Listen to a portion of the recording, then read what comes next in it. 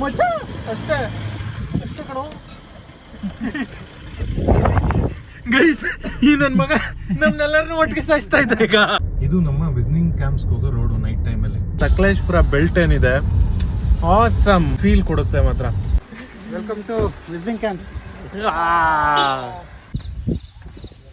So ಈಗ ನಾವು night drive ಹೋಗ್ತಾ ಇದ್ದೀವಿ.